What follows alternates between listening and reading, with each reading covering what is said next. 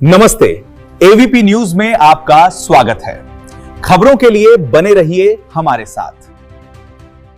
उत्तर प्रदेश के उप मुख्यमंत्री बृजेश पाठक अयोध्या पहुंचे। महर्षि वाल्मीकि एयरपोर्ट पर उनका भव्य स्वागत हुआ।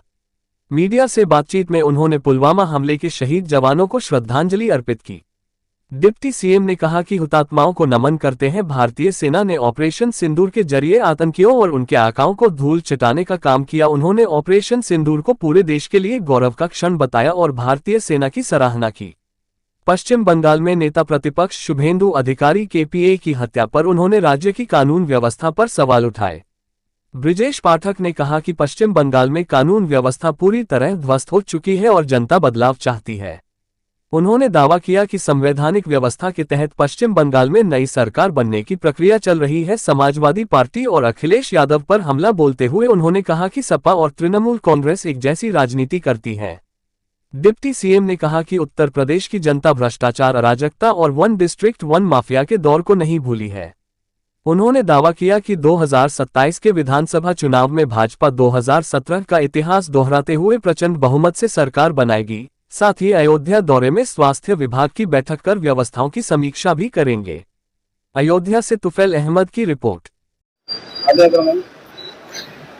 जो पहलगाम घाटी में आतंकी हमले में कल कलवित हुए थे, उनकी स्मृतियों को नमन करता हूं और ऑपरेशन सिंदूर के माध्यम से भारतीय सेनाओं ने माननीय मोदी जी के नेतृत्व में भारत की ताकत का एहसास पाकिस्तान में छुपे आतंकियों को कराने का काम किया।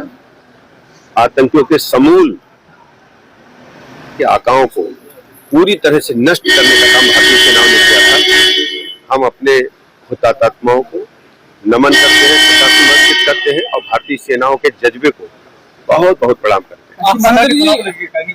बंगाल में जिस तरह शुभेंदु अधिकारी के पीए की हत्या की गई, बहुत ही दुखद है। पश्चिम बंगाल की law and order Trinamool Congress ने पूरी तरह से ध्वस्त करके रखे थे। अब वहां नई सरकार के गठन की प्रक्रिया चल रही है। पश्चिम बंगाल में भी लॉ एंड ऑर्डर बेहतर होगा भारतीय जनता पार्टी की सरकार में।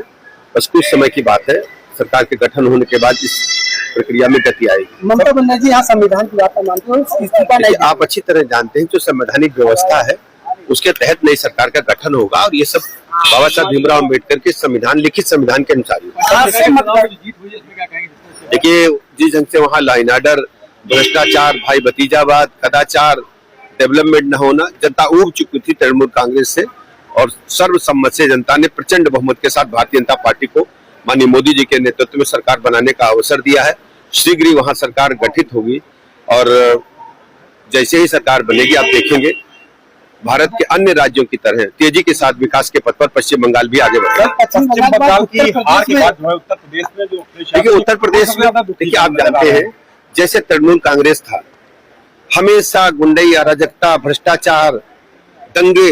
उत्तर प्रदेश में समाजवादी पार्टी भी तृणमूल कांग्रेस की ही पार्ट 2 थी। वो तृणमूल कांग्रेस की फोटोकॉपी है और आज वो पश्चिम बंगाल जाकर उनके आंसू पोंछने के लिए गए हैं।